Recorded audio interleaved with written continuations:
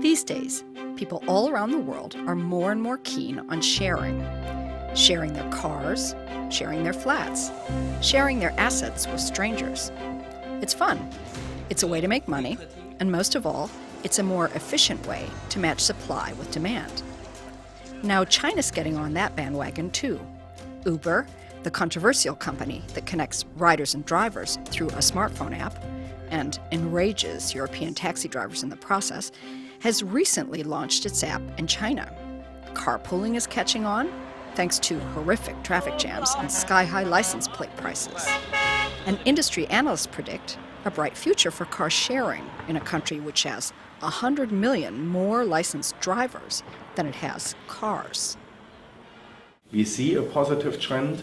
There is still limited and low awareness on the consumer side towards car sharing because it's just not visible in the market as such.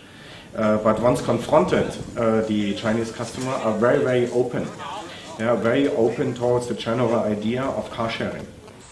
But China isn't Europe, and business models that work in the sharing economy overseas have to be tweaked, sometimes quite a lot, to work in China. Take Uber, for example. Elsewhere in the world, private drivers can pick up passengers through Uber. In China, the government won't let them.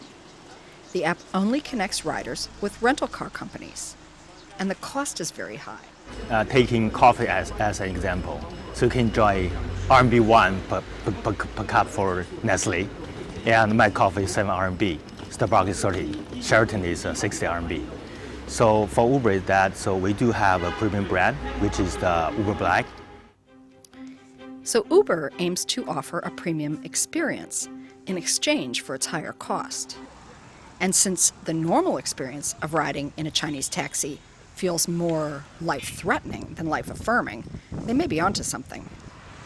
But at the other end of the sharing spectrum are people whose main motivation is to cut costs by leaving their cars at home when they go to the office. Traditional carpooling, which is old hat overseas, is only just getting going in China. 然后我觉得早上因为上海，尤其像我们在郊区上班呢，可能路都比较堵。那么大家一起在一个车上，第一既可以节约了很多那个资源，第二呢又可以交到很多朋友嘛，经常一起聊聊天呐，上班也不寂寞啊什么的，我觉得挺好。 And it's not just about saving money either. There's money to be made from car sharing too. Govi He has been successful enough in business to afford a luxury SUV, the kind of car which can cost as much as 1 million renminbi or $150,000 in China. But he still gets a kick out of making a few renminbi on the side, renting it out to other drivers on the Chinese car-sharing platform AT Zuche. But peer-to-peer car rental may take some time to catch on in China, says one of AT Zuche's co-founders.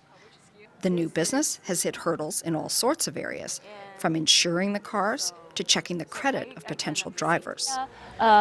We still are developing this idea or this methodology into the society. We need to communicate to them because people still are developing of the sense of sharing in China.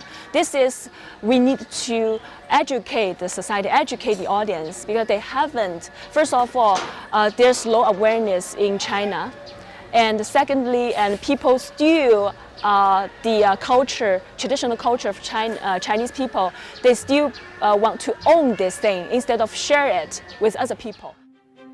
But one thing is certain. China has so many cars, so many drivers, and so much traffic congestion that something has got to give. From car sharing to carpooling and Uber-style car rental, China's trying every new business model under the sun to find a solution to its mobility problems. Have smartphone, will travel. China's loading up on apps and driving off into a brave new world where owning a car isn't the only way to get around. Patti Waldmeir, Financial Times, Shanghai.